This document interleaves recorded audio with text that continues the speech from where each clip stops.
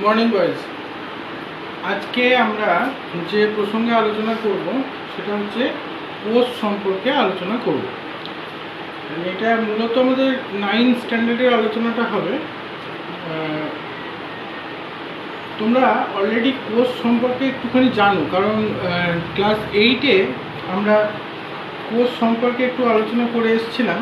সেখানে আমরা এটা বলেছিলাম যে জীবনের গঠনগত এবং কার্যগত একককে আমরা কোষ বলি। তো এখন এই যে জীবনের গঠনগত এবং কার্যগত একক, কেন একে জীবনের গঠনগত কার্যগত একক বলা হয় তার কারণ হলো যে মূলত কোষ দ্বারাই জীবদেহ গঠিত হয়ে থাকে। এখন জীবদেহ এই গঠনের ক্ষেত্রে মানে সময়ের পরিবর্তনের সাথে সাথে কোষেরও কিন্তু পরিবর্তন হয়েছে। অর্থাৎ আমরা কোষকে মূলত দুটো ভাগে ভাগ করতে পারি। একটা হচ্ছে একদম পিরিয়ড কোষ, মানে যেগুলো প্রাথমিক অবস্থার কোষ। আরেক রকম কোষ হচ্ছে তার ডেভেলপমেন্টের ফলে বা তার পরিবর্তনের ফলে যে কোষের আবার জন্ম হয়েছে, অর্থাৎ একটু সরল আর তার থেকে একটু জটিল। এই হিসাবে আমরা কোষকে দুরকমভাবে ভাগ করি। একরকম হচ্ছে প্রোক্যারিওটিক কোষ, আরেক রকম হচ্ছে ইউক্যারিওটিক কোষ। প্রোক্যারিওটিক কোষকে বলা হচ্ছে আদি কোষ। কেন প্রোক্যারিওটিক কোষ আদি কোষ? কারণ প্রোক্যারিওটিক কোষের মধ্যে কোষের যে অংশ নিউক্লিয়াস, অর্থাৎ কোষের মূলত আমরা যদি একটা কোষকে ভালো করে লক্ষ্য করি তাহলে দেখব যে কোষের মধ্যে একটা অতি ঘন অংশ আছে। সেই অতি ঘন অংশটাকে বলা হচ্ছে নিউক্লিয়াস, এবং তার চারপাশে নিউক্লিয়াস যার মধ্যে অবস্থান করছে সেই অংশটা হচ্ছে খুব অনেকটা নিউক্লিয়াসের থেকে পাতলা, জেলির মতো অর্ধতরল সান্দ্র একটা পদার্থ। তো এটাকে আমরা বলছি সাইটোপ্লাজম। এনিওয়ে, এখন এই নিউক্লিয়াসের গঠনগত প্রকৃতির ওপর নির্ভর করে আমরা কোষকে এই দুটো ভাগে ভাগ করি। অর্থাৎ যেখানে নিউক্লিয়াস খুব সুগঠিত নয় সেই ধরনের কোষকে আমরা বলে থাকি প্রোক্যারিওটিক কোষ, আর যেখানে নিউক্লিয়াস সুগঠিত তাকে বলা হচ্ছে ইউক্যারিওটিক কোষ। এখন এই সুগঠন ব্যাপারটা কীরকম? জিনিসটা এরকম যে নিউক্লিয়াসের চারটে অংশ, সেই চারটে অংশ হচ্ছে নিউক্লিয় পর্দা, নিউক্লিওপ্লাজম, নিউক্লিওলাস অ্যান্ড নিউক্লিওজালিকা। সাধারণভাবে যদি কোনো একটা কোষের মধ্যে এই চারটে অংশ বিদ্যমান থাকে, মানে বর্তমান থাকে, তখন আমরা তাকে বলছি ইউক্যারিওটিক কোষ বা আদর্শ কোষ। আর যদি এই চারজনের মধ্যে কোনো একটা পার্ট না থাকে আমরা তখন তাকে বলছি তোমার আদি কোষ বা প্রোক্যারিওটিক কোষ। মূলত নিউক্লিয়াসের কাজ হলো, নিউক্লিয়াসকে আমরা ব্রেন অফ দ্য সেল বা কোষের মগজ বলে থাকি। কারণ ব্রেন অফ দ্য সেল কেন নিউক্লিয়াসকে বলা হয়? কারণ এটা কোষের যাবতীয় বিপাকীয় কার্যাবলীকে সম্পন্ন করে। এই জন্য আমরা একে বলে থাকি তোমার ব্রেন অফ দ্য সেল, বা বাংলায় আমরা বলে থাকি কোষের মগজ বলা হয়ে থাকে। অর্থাৎ কীরকম, ধরো একটা কোষের whether it will take the foods or it will goes for the excretion, whatever it may, যা কিছু হোক না কেন, the biological all standards is being maintained by nucleus, and that is why it is called brain of the cell. এবার আমরা চলে আসি cytoplasm প্রসঙ্গে। তাহলে এখন আমরা যদি আমরা কোষের বাইরের দিক থেকে অভ্যন্তরীণ গঠনগত স্ট্রাকচারে ঢুকব, সেক্ষেত্রে আমরা কীরকম দেখতে পাবো না, প্রথমত আমরা পাবো বাইরে থেকে কতগুলো পার্ট। যেমন ধরো, মানে ব্যাপারটা এরকম যে একটা স্ট্রাকচারাল আমরা যদি গঠনকে দেখি তাহলে আমরা দেখবো এরকম যে কোষ প্রাচীর পাবো, বেশিরভাগ কোষের ক্ষেত্রে আমরা কোষ পর্দা পাবো, তারপর তো অবভিয়াসলি আমরা সাইটোপ্লাজমকে পাবো। তারপরে যেগুলো পাবো সেগুলো হচ্ছে কোষ অঙ্গাণু, অর্থাৎ একটা কোষের মধ্যে অবস্থানকারী বিভিন্ন ছোট ছোট অতি সূক্ষ্ম পার্ট, যেমন এদেরই কার্যক্রম বা এদেরই কার্যের ফলে কোষের কার্যকারিতা সম্পন্ন হচ্ছে। একটা জীব কোষের কাজ কি? কোষের মূলত কাজ হচ্ছে কি, কেমন দেখো, যে ধরো একটা জীব যা যা করছে, it's and everything is being control by the cell, কারণ ওইগুলো সেলগুলো সবই ওটা করছে। দ্যাট ইজ ওয়াই জীব ওই কাজটা করছে। বিষয়টা এরকম। তো সেক্ষেত্রে আমরা পাবো মাইটোকন্ড্রিয়া, এনার্জি তৈরি করে। এইভাবে আমরা পাবো lysosome, endoplasmic reticulum, ribosome, Golgi body, plastid, এরকমভাবে আমরা পেতে থাকি। আমাদের এখানে আলোচনার বিষয় হলো যে এই যে অঙ্গাণুগুলো, এই অঙ্গাণুগুলোর আমরা স্ট্রাকচার বা পরিকাঠামো সম্পর্কে বা গঠন সম্পর্কে একটা ব্রিফ ডিসকাশন আমরা, মানে একটা খুব ছোট্টর ওপরে একটা ডিসকাশন আমাদের এখানে করতে হবে। This is including in our syllabus. তো এনিওয়ে, এখন আমরা যাই যে কোষ প্রাচীর প্রসঙ্গে। কোষ প্রাচীরটা কি না, মূলত কোষ প্রাচীর হলো তিনটে অংশ দিয়ে গঠিত। কি কি? নাম্বার 1 মধ্যপর্দা, নাম্বার 2 প্রাথমিক প্রাচীর, অ্যান্ড নাম্বার 3 হলো গৌণ প্রাচীর। আমরা একবার রিপিট করি। প্রথমত হচ্ছে মধ্যপর্দা, তারপর হচ্ছে প্রাথমিক প্রাচীর, এবং তারপর হলো গৌণ প্রাচীর।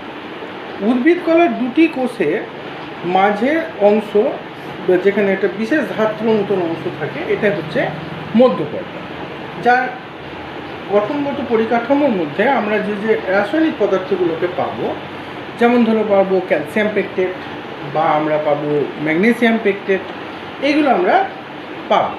প্রাথমিক প্রাচীর হচ্ছে মধ্যপর্দার উভয় পাশে অবস্থিত প্রাচীরকে আমরা বলে থাকি প্রাথমিক প্রাচীর।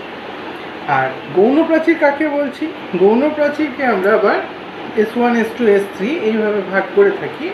মানে প্রাথমিক প্রাচীরের পার্শ্ববর্তী অংশকে আমরা বলছি গৌণ প্রাচীর, বা গৌণ প্রাচীরই বলা হচ্ছে। ওর অংশ তিনটে, S1, S2 অ্যান্ড S3, এইভাবে ওকে ভাগ করা। এর রাসায়নিক পার্ট কি না, লিগনিন কিংবা সেলুলোজ বা হেমিসেলুলোজ ইত্যাদি উপাদানের দ্বারা গৌণ প্রাচীর গঠিত হয়ে যায়। আচ্ছা, এই প্রসঙ্গে প্রথমত আমরা কোষ প্রাচীরের কাজটা বলে নিই। কোষ প্রাচীরের কাজ কি হবে না, কোষ প্রাচীরের কাজ হবে এইটা যে কোষকে একটা বিশেষ আকৃতি প্রদান করা। ধরো একটা জিনিস কি, ভেতরে যে অঙ্গাণুগুলো আছে, আমরা যে সমস্ত অঙ্গাণুগুলোর নাম এতক্ষণ ধরে বলছি, এদেরকে নিয়ে যে পরিকাঠামোটা তৈরি হচ্ছে, তার তো একটা আধার থাকতে হবে। মানে আধার না থাকলে আমরা কিভাবে ওটাকে তৈরি করবো? যেমন ধরো, যদি আমি আমাকে দিয়েই বলি, আমরা তো প্রত্যেকেই কোষ দিয়ে তৈরি, তা আমি এবার দেহগোজ পরিকাঠামো তৈরি।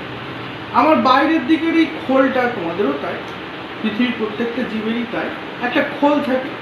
সেই খোলেতে হাড় মাংস দিয়ে তৈরি একটা ঠোঙা, এবং তার ভেতরে যে অংশগুলো আমাদের, যেমন ধরো হৃৎপিণ্ড ইত্যাদি, পাকস্থলী, এরকম। তো সেরকমভাবে এই খোল তৈরির কাজটা হচ্ছে অ্যাকচুয়ালি কোষকে নির্দিষ্ট আকৃতি প্রদান করা বা ভেতরের অঙ্গাণুগুলোকে রক্ষা করা। আবার দেখো, শুধু তো এইটুকু করলেই হবে না। এখানে ধরো এই আকৃতি প্রদান করলো, ভেতরে ও খাবার গ্রহণ, মানে অঙ্গাণুগুলোকে রক্ষা করলো, এসব তো ঠিক আছে, কিন্তু যে অঙ্গাণুগুলো ভিতরে আছে তাদেরকে তো ধরো খেতে দিতে হবে। তাহলে তারা এই যে খাবার দাবারের যে ট্রান্সফিউশন করছে, এইটা করবার জন্য আবার কোষ প্রাচীরের মধ্যে অসংখ্য ছোট ছোট ছিদ্রপথ থাকে, সেগুলোকে আমরা বলছি প্লাজমোডেসমাটা। আমরা এবার চলে আসি কোষ পর্দা প্রসঙ্গে। কোষ পর্দার যে গঠন, কোষ পর্দা হচ্ছে যে কোনো সজীব কোষের প্রোটোপ্লাজমের বাইরে সূক্ষ্ম সজীব প্রোটিন এবং লিপিড দ্বারা গঠিত প্রভেদক ভেদ্য পর্দা থাকে, তাকে বলা হচ্ছে কোষ পর্দা। এটাকে আমি এখানটায় লিখেছি ফ্লুইড মোজাইক মডেল।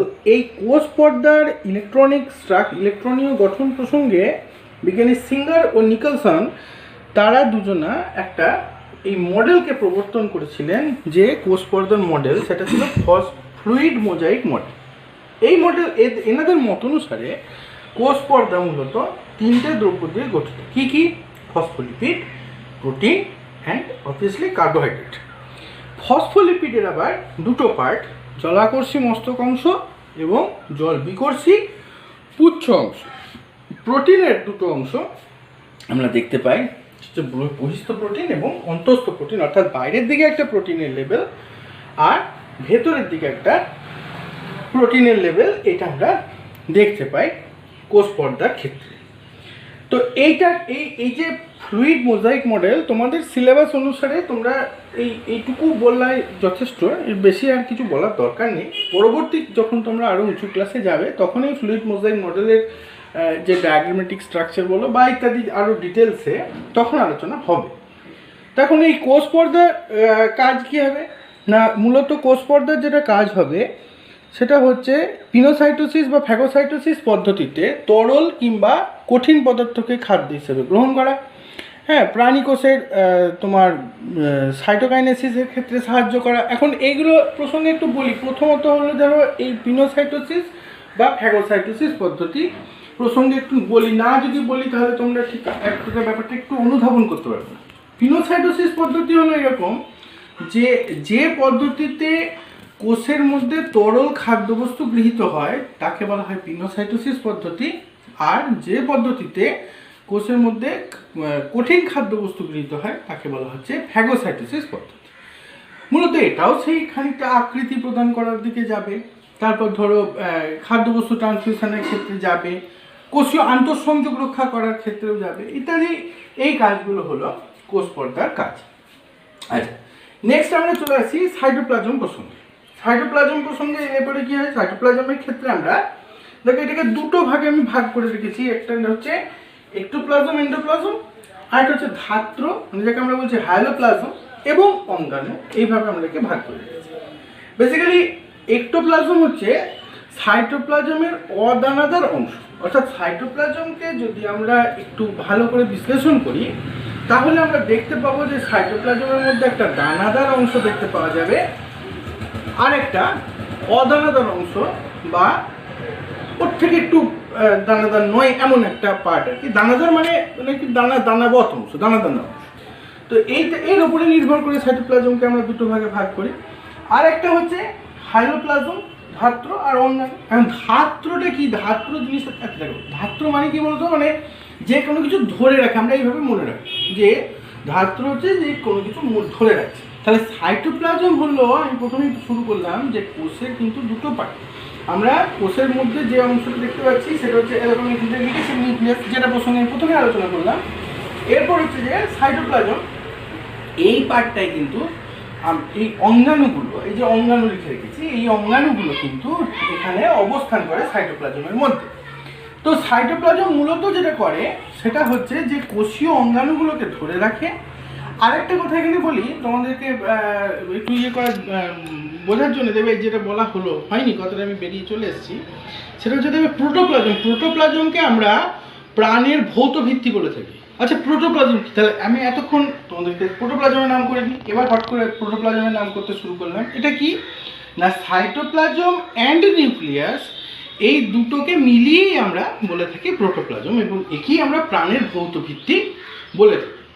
অ্যাকচুয়ালি কী জানো, বিষয়টা এরকম, দেখো একটু আলোচনা করি। যেমন ধরো দেখো, আমরা প্রত্যেকে জীবিত, মানে যারা আমরা বেঁচে আছি তারা কিন্তু কেউই পৃথিবীতে এরকম তো বলতে পারবো না যে আমাকে কাটলে কিন্তু তুমি জীবন পাবে না, তুমি আমাকে কাটলে হৃৎপিণ্ড পাবে, আমাকে কাটলে তুমি কিডনি পাবে, আমার অঙ্গাণুগুলো পাবে, আমার রক্ত পাবে, আমার শিরা পাবে, বাট আমার জীবনকে তুমি পাবে না। তাহলে হোয়াট ইজ লাইফ, এইটার ডেফিনেশন প্রপারলি কিন্তু আমরা সত্যিকারে দিতে পারবো না। তবুও এই মানে প্রাণের ডেফিনেশনকে আমাদের কীভাবে দিতে হয় না, প্রাণ এটা যে আমরা এই যে চলন গমন করি, জনন করি, এই ইত্যাদি, মানে জীবনের বহিঃপ্রকাশক যে চিহ্নগুলো, সেইগুলো যার মধ্যে অবস্থান করে বা যাদের মধ্যে আছে, আমরা তাকে বলি যে এটা হলো প্রাণ। তো এই প্রাণ বলতে মূলত আমরা যেটা বুঝি সেটা হচ্ছে এই প্রোটোপ্লাজমকে জন্য বলছে প্রাণের ভৌত ভিত্তি, কারণ এই নিউক্লিয়াস অ্যান্ড সাইটোপ্লাজম এটা নিয়েই অ্যাকচুয়ালি কোষটা চলে। তো নেক্সট স্টেজে আমরা চলে আসি মাইটোকন্ড্রিয়ার প্রসঙ্গে। অঙ্গাণুতে ঢুকি, তার মানে এখান থেকে আমরা চলে এলাম অঙ্গাণুতে, এবার ঢুকছি। আচ্ছা হ্যাঁ, তাহলে সাইটোপ্লাজমের কাজ কি না, অঙ্গাণুগুলোকে ধরে রাখা হচ্ছে সাইটোপ্লাজমের অবভিয়াসলি কাজ। এবার আমরা চলে আসি মাইটোকন্ড্রিয়ার প্রসঙ্গে। একে আমরা পাওয়ার অফ দি সেল বলে থাকি, মানে আমরা একে বলা হচ্ছে কোষের শক্তি ঘর। আমরা যদি একটা মাইটোকন্ড্রিয়াকে একটু ক্রস সেকশন করি তাহলে বিষয়টা এরকম দাঁড়ায় যে একটা মাইটোকন্ড্রিয়া যদি আমরা ক্রস সেকশনে নিয়ে যাই তাহলে ছবিটা এইরকম হয়, এরকম আঙুলের মতো এর অভ্যন্তরে কিছু প্রবর্ধক বর্তমান যারা থাকে তাদেরকে বলা হচ্ছে ক্রিস্টি। তো এর মূল কাজ হচ্ছে কি জানো, এটিপিকে সংশ্লেষ করা। এটিপির পুরো নাম হলো অ্যাডিনোসিন ট্রাইফসফেট। এর বেসিক কাজ হচ্ছে যে এটা এনার্জি কারেন্সি, বা এটিপিকে আমরা এনার্জি কারেন্সি বলে থাকি। তো শক্তি উৎপাদন করা হচ্ছে মাইটোকন্ড্রিয়ার কাজ। তার মানে কি, কোষের মধ্যে এনার্জি লেভেল, অর্থাৎ একটা জিনিস চলতে গেলে তো তার একটা এনার্জির প্রয়োজন, সেইটা সাপ্লাই করার কাজটা হচ্ছে মাইটোকন্ড্রিয়া। এবং অবভিয়াসলি ক্রিস্টি ব্যাপারটাকে তোমরা মনে রাখবে যে মাইটোকন্ড্রিয়ার অভ্যন্তরে যে আঙুলের মতো প্রবর্ধকগুলো অবস্থান করে তাকে বলা হয় ক্রিস্টি। আমরা চলে আসি এবার প্লাস্টিড প্রসঙ্গে। এটা কিন্তু বেসিক্যালি প্লাস্টিড হচ্ছে মূলত আমাদের উদ্ভিদ অঙ্গাণু।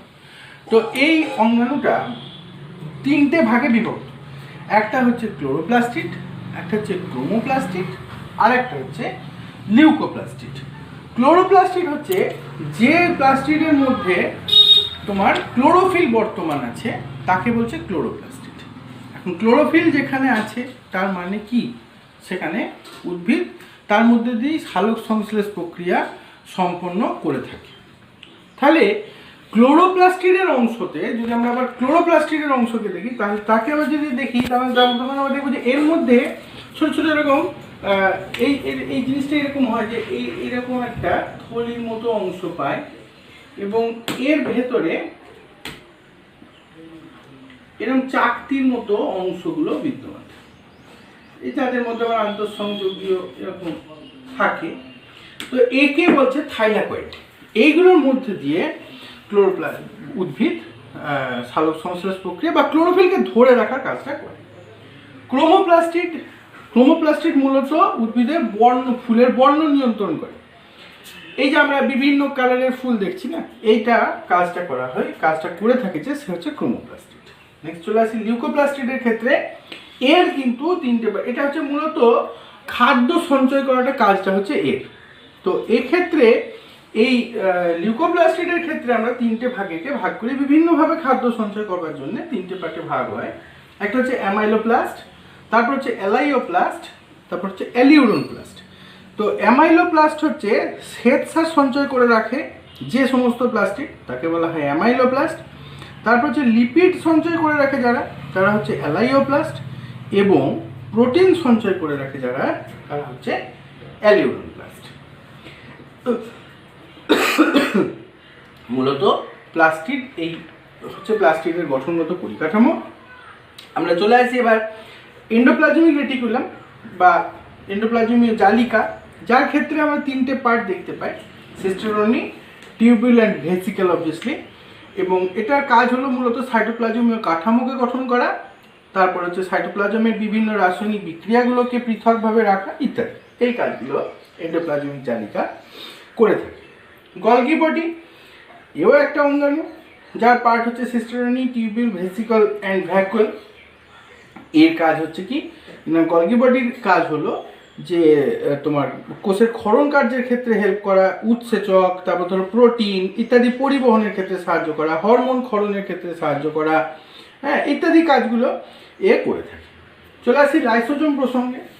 লাইসোজোম হলো সুইসাইডিয়াল ব্যাগ বলা হয়। কেন লাইসোজোমকে সুইসাইডিয়াল ব্যাগ বলা হয়?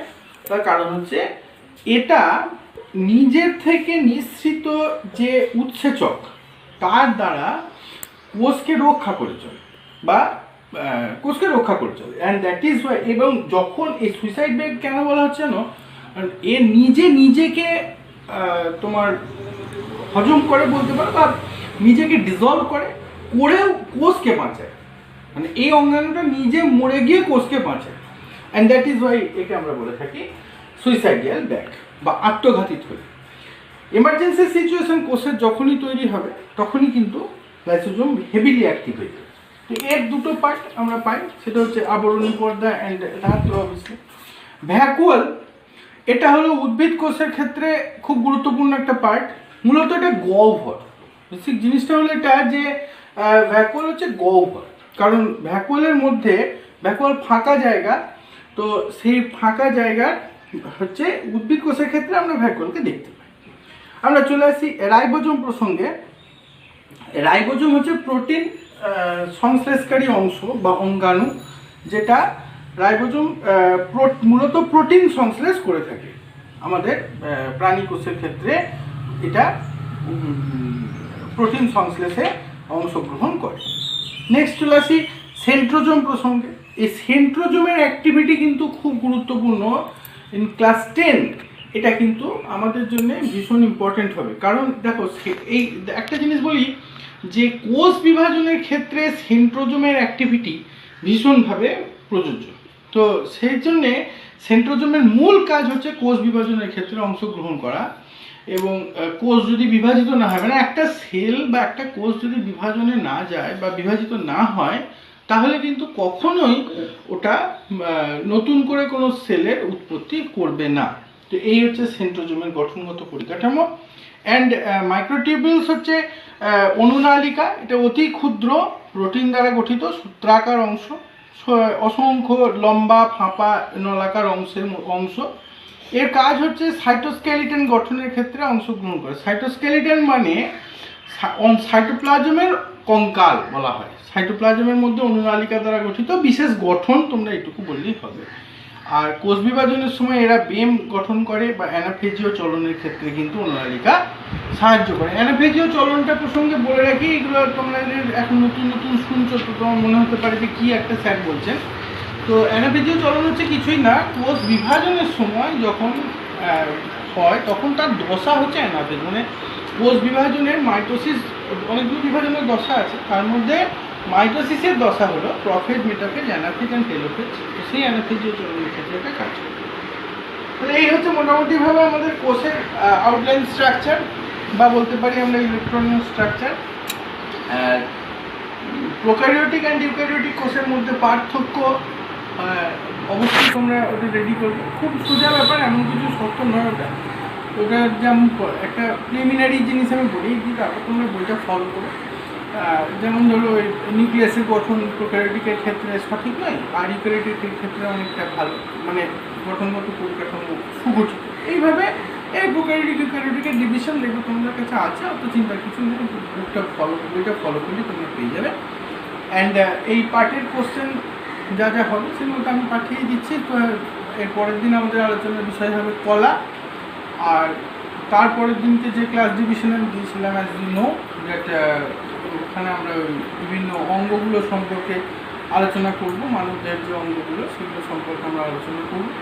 তো এই অবধি আজকে রইল। ভালো থেকো, সুস্থ থেকো। That's all for today.